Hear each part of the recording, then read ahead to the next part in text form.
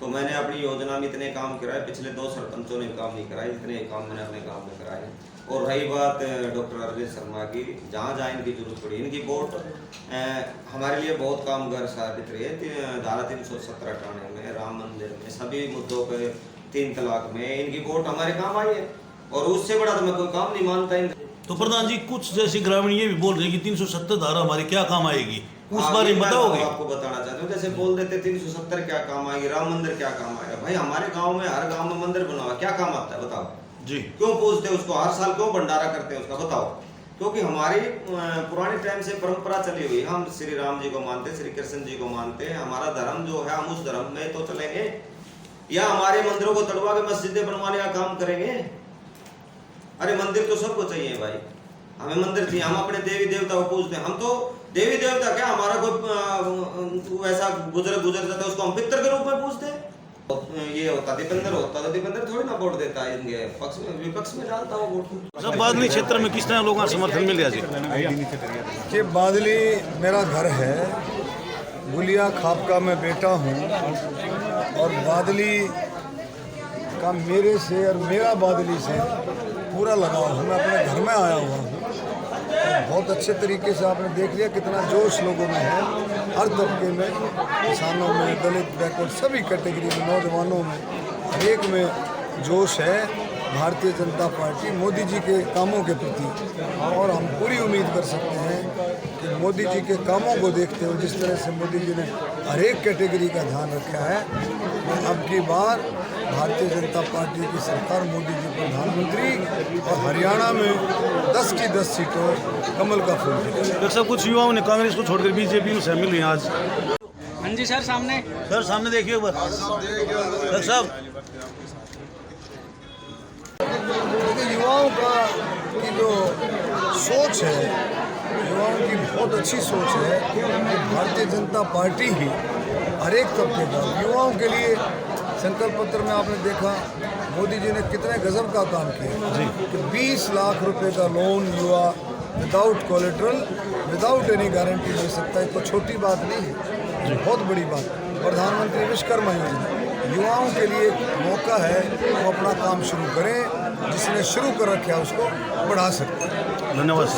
नमस्कार जी, मैं चांद सरपंच गांव लगरपुर, एक्स सरपंच हूँ गाँव का। आज हमारे गांव में डॉक्टर अरविंद शर्मा का प्रोग्राम था, मेरे साथ भाई आदित्य जी भी आए हुए थे, और हमारे गांव ने उनका बहुत भव्य स्वागत किया है।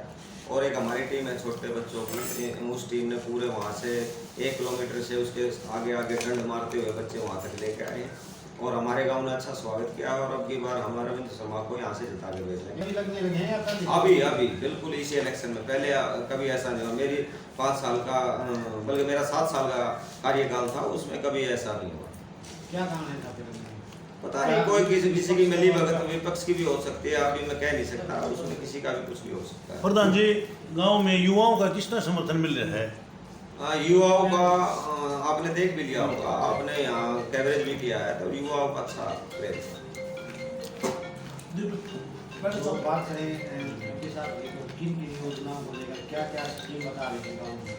देखो, मैं तो एक बात कहूँगा, अगर आप मेरे गांव वाले किसी का भी इंटरव्यू लेंगे तो मैं तो ये कहूँगा, नीचे से ऊपर से जो भी काम होता है, सरपंच कराता है, या जिला पार्षद कराता है, या चेयरमैन कराता है, या MP कराता है, या MLA कराता है, वो सभी पार्टी का काम होता है।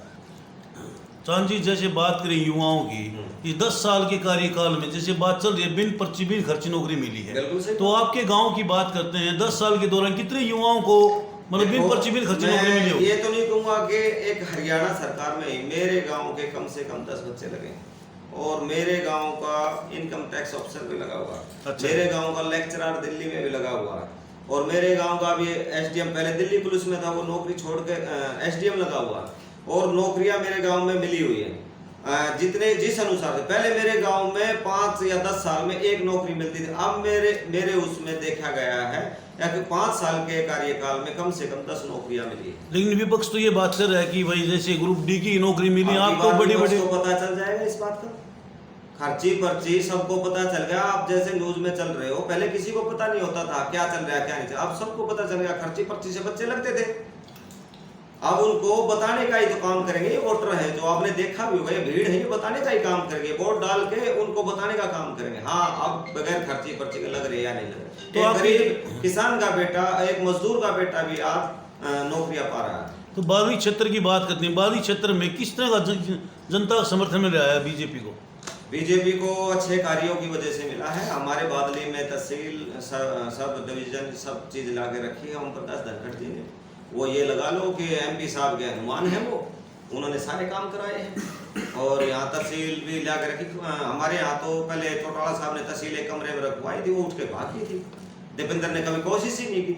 ओम प्रकाश धनखड़ जी ने मजबूत होकर अपना काम उठाया, ब्लॉक, तहसील, सब डिवीजन सब कुछ करके डाला। ये कोई माने ना माने उस बात को, लेकिन हम बीजेपी वाले तो मानते हैं। तो आपको उम्मीद है कि आने वाली सरकार बीजेपी की होगी? बिल्कुल 100%। और मैं छोटी सरकार को भी बीजेपी मान रहा हूँ। सवाल कार्यक्रम हुए हैं? हाँ बिल्कुल हुए। तो क्या असर पड़ा? मैंने परसों भी एक न्यूज में बोला था भाई, हमारा तो एमपी साहब 2 साल कोरोना में निकल गए थे, लेकिन उसके बाद में हमारे एमपी साहब 1929 या 24 बार बोल रहा था, मैंने 29 बार आए थे। वो तो रिकॉर्ड लिए है। दीपेंद्र से पूछो ना एक बार, आप कितनी बार आए, उनका भी तो रिकॉर्ड ले लो ना आप। मैंने तो पिछले न्यूज में बोला था। हमारे दर्शकों से क्या? बस मेरी दर्शकों से यही अपील है कि भी अपने मत को एक सही जगह इस्तेमाल करो और अपने अच्छे नेता को चुनो, जिससे तुम्हारे बच्चों को नौकरी और व्यवसाय मिल सके, आपको अपने धर्म की रक्षा करने का मौका मिल सके। ऐसे ही पार्टी को आगे लेके आए। इसी तरह से मोदी के दिल और दिमाग में देश हित में अपनी बार कमल का बटन दबाओ और भाई मोदी जी को फिर से प्रधानमंत्री।